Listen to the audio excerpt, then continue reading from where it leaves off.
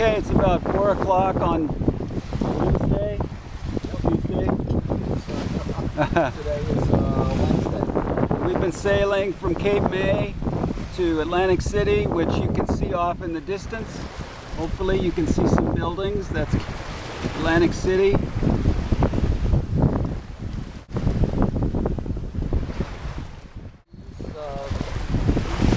Seas are about 3 feet. Winds 15 to 20 knots. We're flying along pretty good here, almost to the speed of the boat, about a little over 6 miles an hour.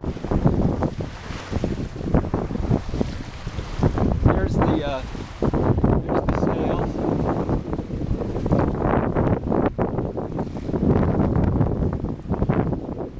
There's flipping around here. There's Fred enjoying running the tiller.